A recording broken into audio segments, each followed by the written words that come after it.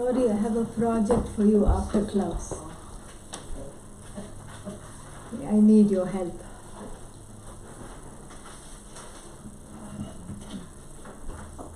If someone could get the rest of the prints, we're printing out some pages 2 and 3. Thank you. So people have waited for 8 minutes. Should they wait for 2 more minutes till the printouts come? Or should we start? Here they come. Here they come? Oh, fantastic. Okay.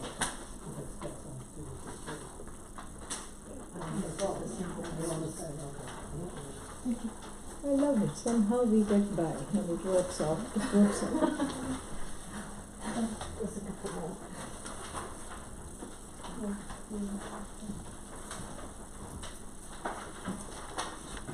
Can I give Swamini this one? Oh, of course. Yes, you can have this back. But this is only page 2. Oh yeah, page 3 is very much clear. Okay, fantastic. Thank you, Janani. Can I have that back for just a second and then I'll give it back to you? Yes. You can have that one, Swamini. I'll give it right away. I'll give it back to you. You know, it's just so that we... No, she's going to get this back. Om Sahana Bhavatu Sahana Bhunaktu Saha Viryam Karavavahai Teja. Its sense can neither be, proclaimed to be categorically as existent or dismissed as non-existent. Anirvachaniya. Cannot be established as existent or dismissed as non-existent. In between existence and non-existence, like that. Yeah. Pot is there? Yes, pot is there. So where is the pot? No, there is no pot. It's only clay. This is mithya. It's dependent on clay.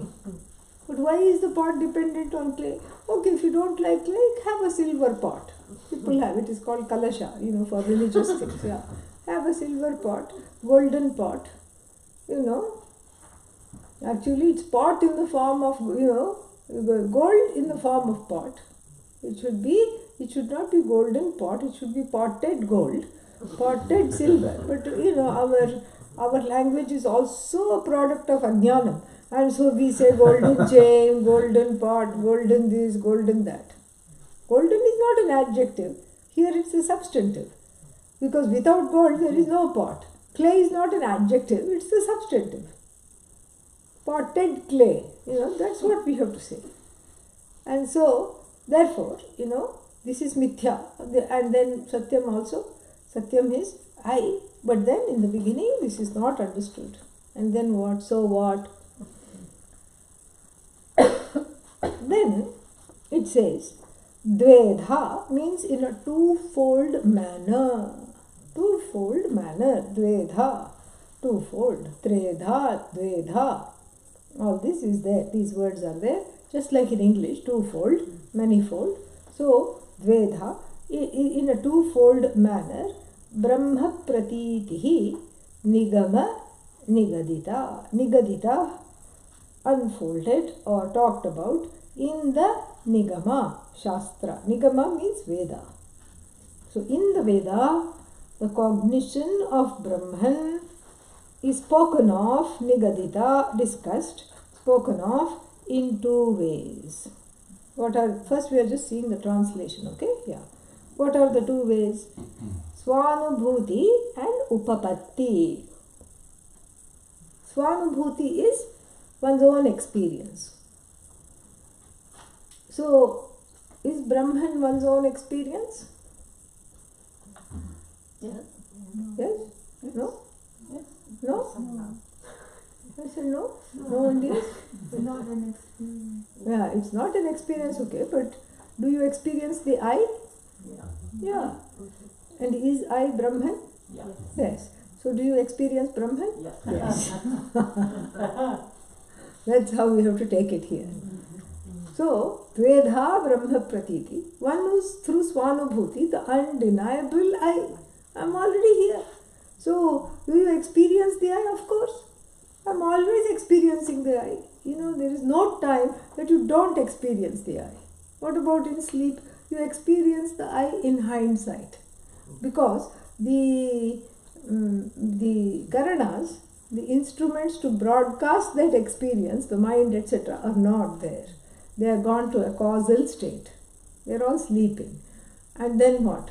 Then you wake up and you say, oh, I really slept for so long. I didn't know anything. That is the sleep experience. So the eye never goes to sleep. Eye is,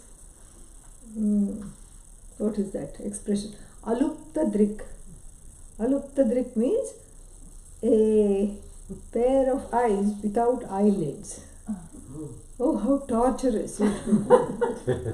But that is how Atma is described in the Shastra. Because even when you blink, you might miss something, correct? So here, without eyelids means it's constantly like this. It doesn't miss sleep, it doesn't miss waking, it doesn't miss, it accommodates and broadcasts the ignorance, it accommodates knowledge, ignorance, everything. It's beyond good, bad, all of that. It simply is. And that is you. That's why the first letter of is I. That is you. So we can even go on a limb and say isness, is Sat, is you. Because that isness does not depend on anything else. Independent existence. Okay? And so, Dvedha Brahma Pratitihi Nigama Nigadita. In the Nigama, in the Shastras, Nigama Nigadita. It is discussed as how? Twofold way. Swanubhuti. Swanubhuti means you are experiencing it directly. Aparoksha. That's all it means. Aparoksha. It is not remote. It is right here, right now. And then what? Upapatya. Upapatti means enquiry. Using the little brain cells. And then saying, doing some kind of analysis with the help of the Shastra, Guru, etc. And what is the analysis? Like Anvaya Vyatireka. In the presence of I, when I am there, pot is there. When I am not there, no pot. No, but pot is there even when I leave the room. That's not the way to look at it.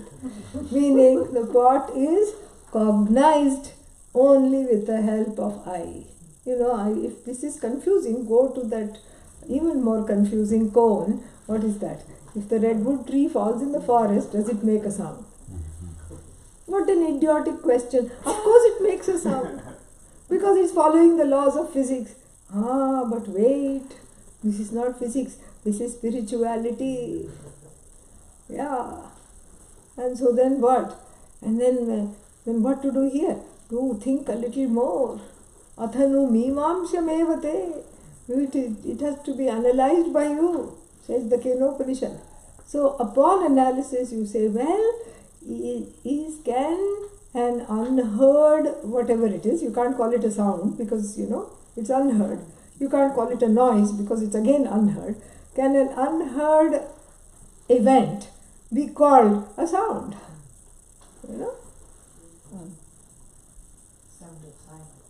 Yeah, but even for the sound of silence requires a pair of ears. It is anupalabdhi, cognition of the absence of sound is as important it is also requiring ears.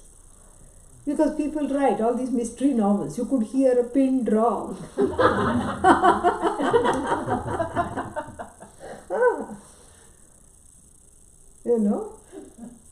So even they write poetry. Silent night, holy night.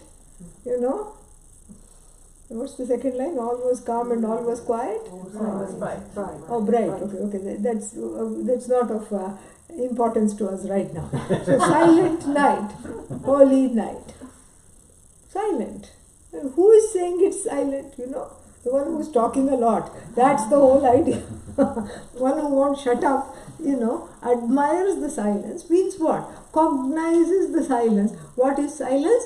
Absence of sound. And for cognition of absence of sound, which instrument of knowing shall I use? How is the absence of sound cognized? By anupalabdhi, it is its own pramana. Yes. which is dependent upon the ears, because everything is dependent on the five sense organs. And then what? How is sound cognized? Again by the pair of ears. If the ears are missing, if the ability to hear is not there, can it still be called a sound if it's uncognized? No. So that is what it is. So now, can an unseen pot, now come back to the pot, okay? Yeah. So, enough Zen, yeah. So, can an unseen pot be seen as, be considered existent? No, it cannot, because it is dependent on you. That's what mithya means. It is dependent on you to be cognized. And so if it is uncognized, it may as well not exist. That is the whole idea. But it does exist, and therefore it has a iffy existence. And so here, Brahman is understood in two ways. Sensed or perceived or cognized in two ways. One is through Swanubhuti. Swanubhuti means I experience myself all the time. Me. See, that's an experience. It's all about me. What do you want? I want something now. How do you know? Because I'm sensing it. I want this, I want that, I can have this, I can have that. And so this is a whole, this is a whole string of things.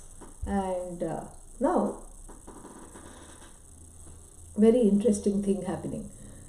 So, one is Swanubhuti, and then the other one is, the other way Brahman is cognized is Upapatti. Upapatti means analysis and enquiry, like the kind that we are doing right now.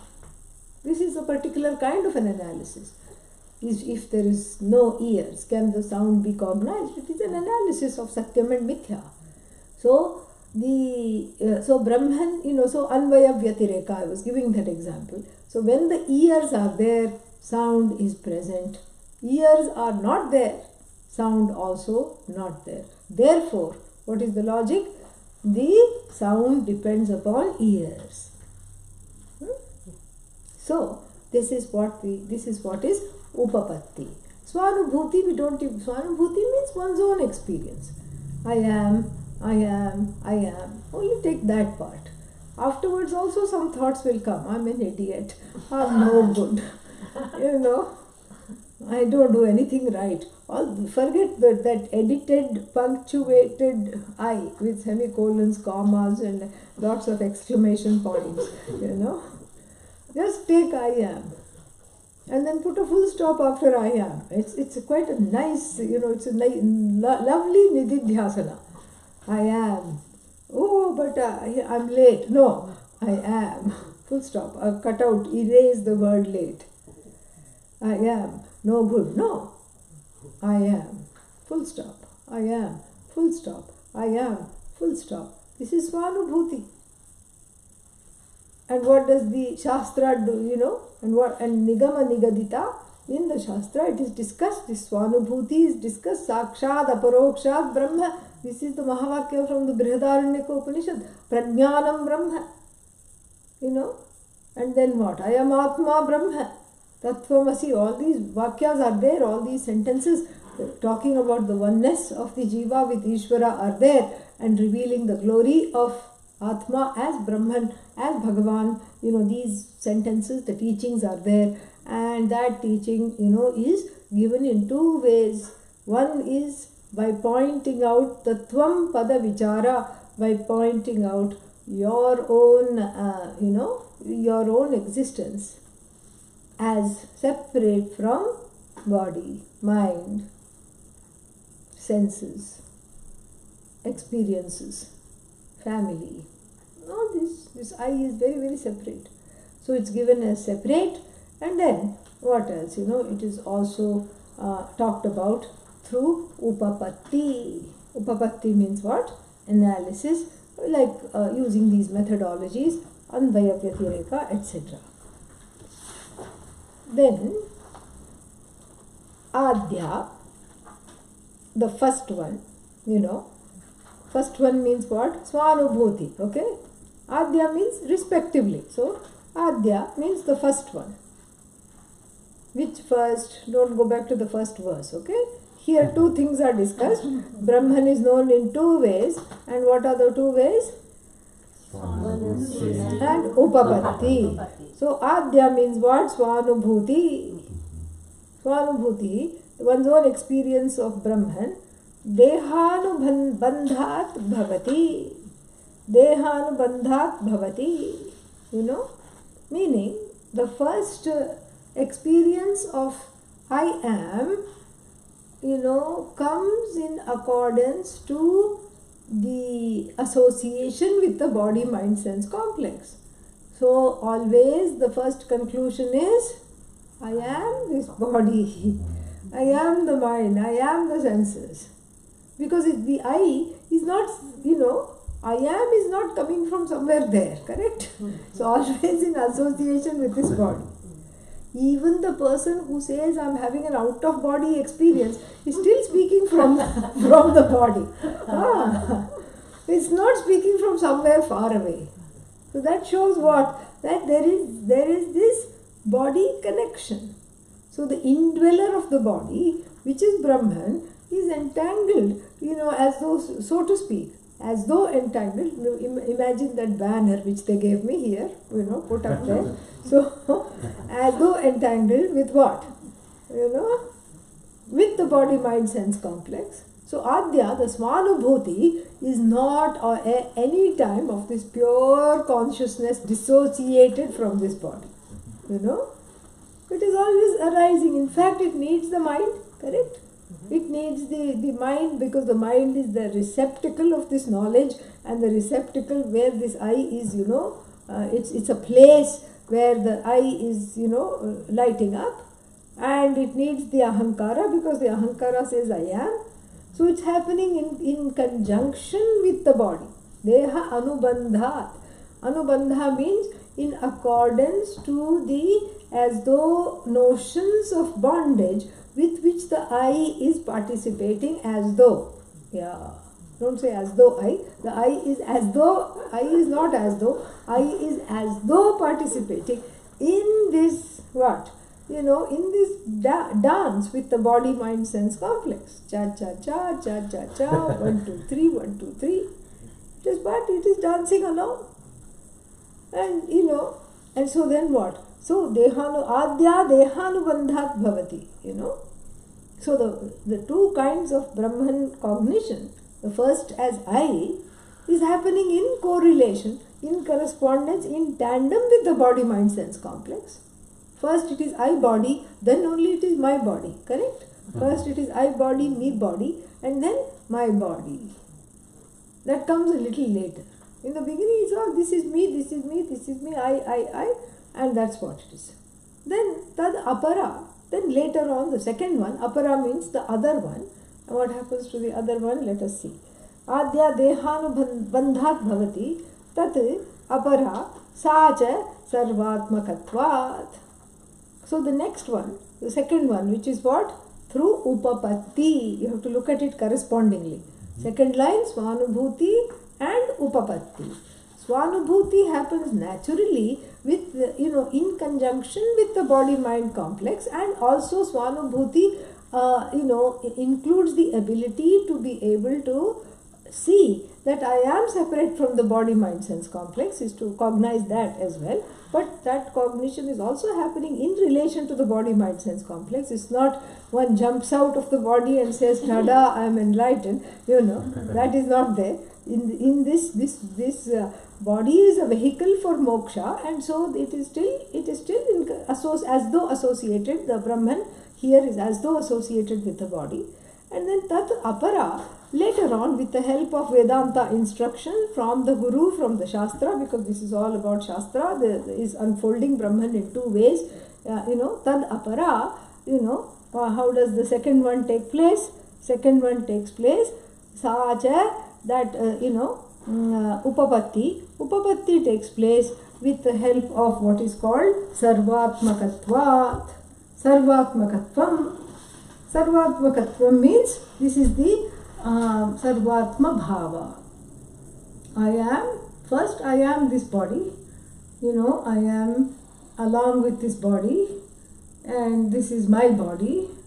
Oh, I'm separate from this body, and I am in all bodies, as though no body is separate from me, and I am everything. This is what is called Sarvatma Bhava. Or you can say, or it goes like this: I am this body, this is my body, I am the indweller of this body, and I am one with Ishvara.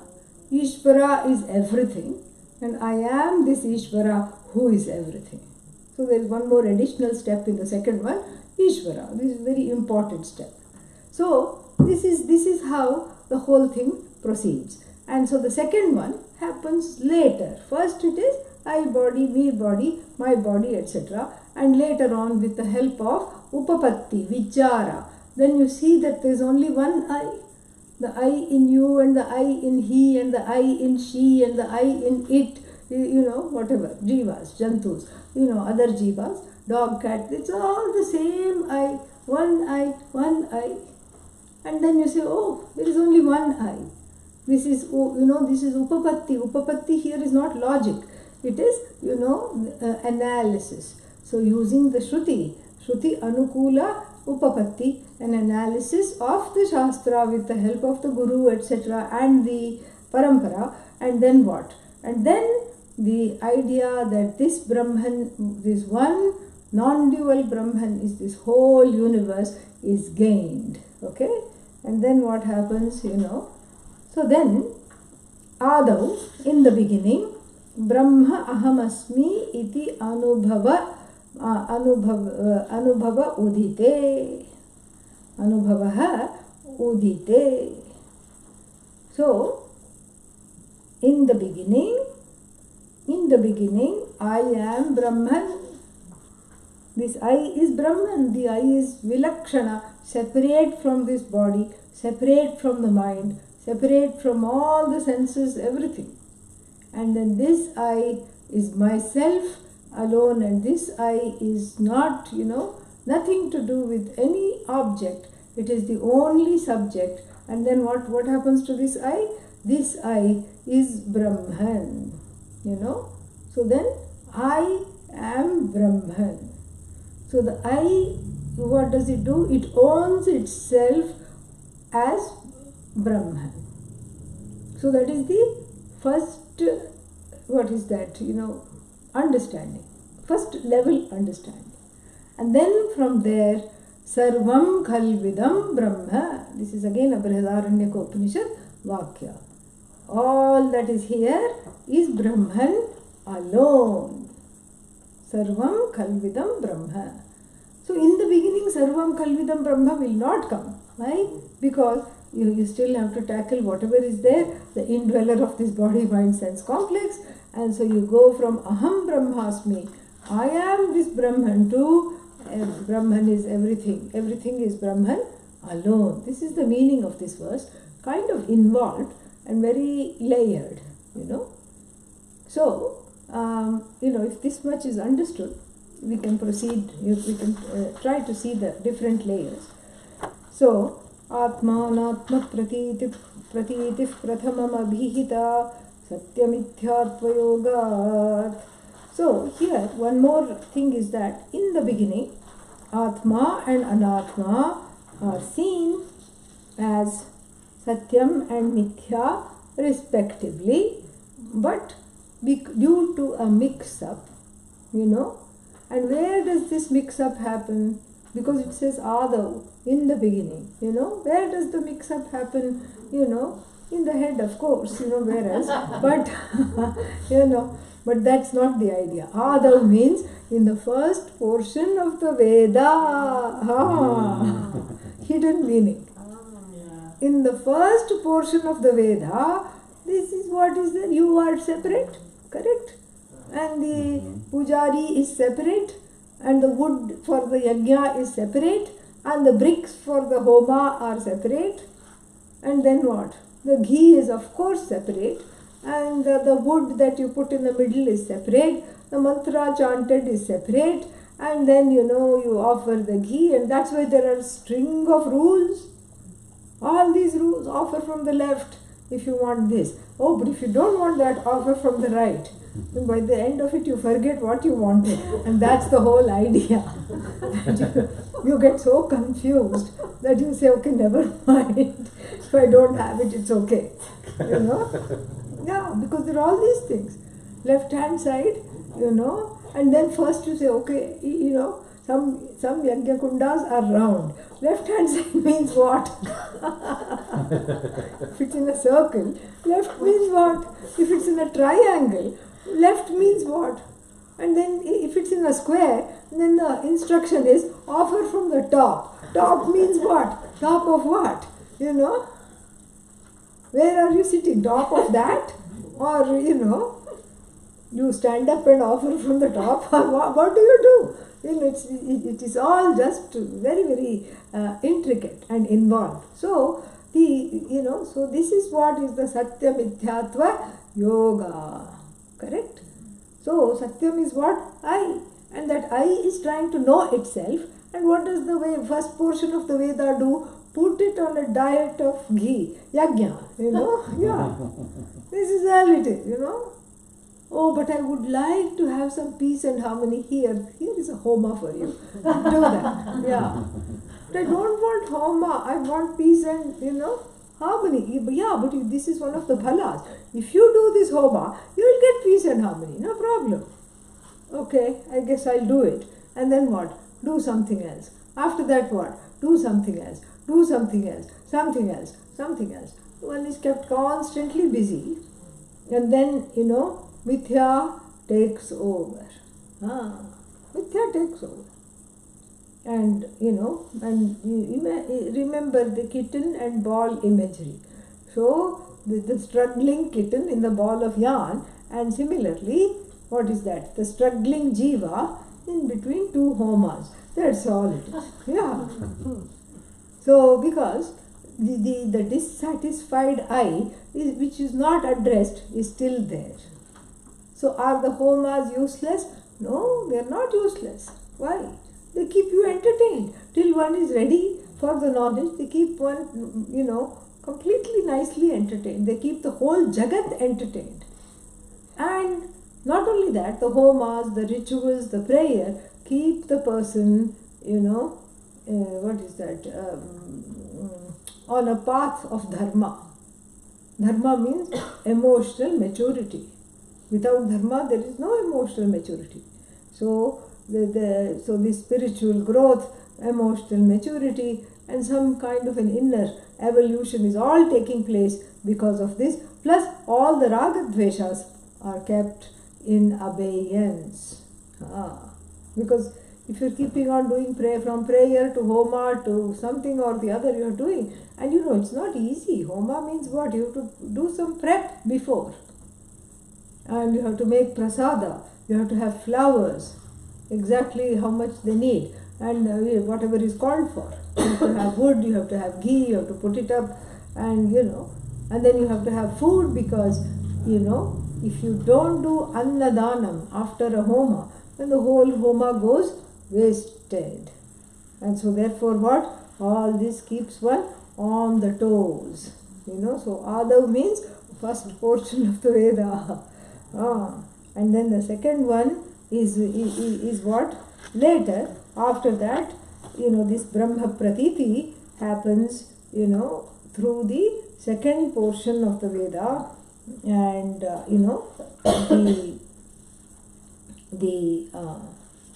through the instruction, through understanding one's anubhava, and then through the teaching, upapatti, upadesha here. So, that is another way to look at this verse. The whole first portion of the Veda, which is the first line, prathamam abhihita, in the satya mithyatva yoga, and then in the second portion of Veda, the Brahman is put in a twofold manner. Brahman is presented, and first as the truth of the body, mind, sense complex, which everyone can experience, and then what? Secondly, as that which is a product of upapatti, analysis with the help of teacher and the shastra. And then so as a result of that, first there is tvam pada vichara. What is tvam pada vichara? An analysis or an inquiry into the word you. If I say you, you say I. Okay? So, aham brahmasmi. So if I say tattvamasi, then the student says aham brahmasmi. Because if the student also says tattvamasi, then it's not worth it. Yeah. Tattvamasi means you are the cause of the universe. You are Brahman. You are that Brahman, which is the cause of the universe. And so you also cannot say you are that Brahman which is the cause of the universe. You have to say I am that Brahman which is the cause of the universe. You own up that knowledge which is given. And so what does the teacher says? Tattvamasi. And what do you say? Aham Brahmasmi. So this is what is called Tvam Pada Vichara, an analysis into the word you. Because the you, like the kitten, is entangled in the woolen ball. And so then what do you have to do? You have to separate it gently without harming either. Correct? And so here also analytically the I and the not I, which were hopelessly balled up, Satyam and Mithya, are gently disentangled with the words of the Shastra and the teacher. Asti kaschit swayam nityam. There is something that exists on its own and that is always in the same way. Aham pratyaya lakshanaha, which is in the form of the I sense and I notion and I cognition. And then what? It is the sakshi, it is the witness.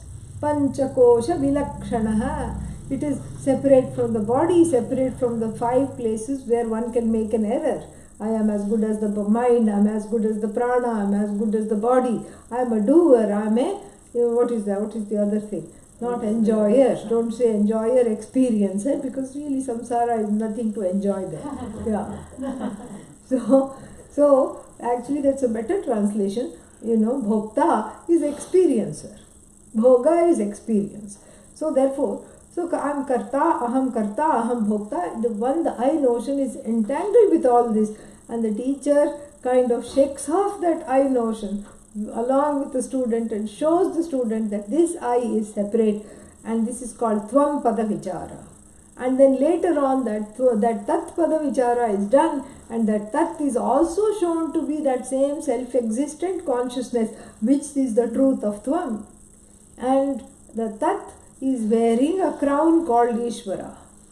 So that's all it is. Ishvaratvam crown. And wearing nice clothes and which insignia of the ruler of the universe. You just knock off the crown, analytically speaking, and then what? And then the jiva is wearing a dunce cap, of course. Yeah, sitting in the corner feeling sorry for itself. Yeah. This is what it is. Maya is the teacher, that's why Maya is knowledge, and for the jiva, makes him wear a dunce cap and sit in a corner, him, her, it, and then Ishvara wears a crown. Then what? You snatch the crown, and then what? You snatch the dunce cap, and then what is there? Satchidanandam Brahma. And this is what is called Sarvatma, or this is what is called Sarvam Khalvidam Brahma, aka Tat Pada Vichara. So then very beautifully, how much it covers. Satyam Mithya, check, and I notion, body, mind, sense complex, check. How the I is involved in the body, and then later on comes to an understanding, check. And that I is self-existent, check. And then that I is also talked about in the Shastra analytically with the grace of the Guru and the Guru Parampara, check. And then what? That I is first, known through the delineation of the Tvam in the Tattvamasi, an analysis into the word Tvam, and then later on it is joined with the analysis, the result of the analysis into the word Tat, check. What else is left? Nothing. Yeah, but still come again tomorrow. Om Purnamadav Purnamidam Purnat Purnamudachyate Purnasya Purnamadaya Purnamevavashishyate. Om Shanti Shanti Shanti. Hari Om Shri Gurubhyo Namaha. Hari Om. Oranges for prasad. Any questions? Any questions?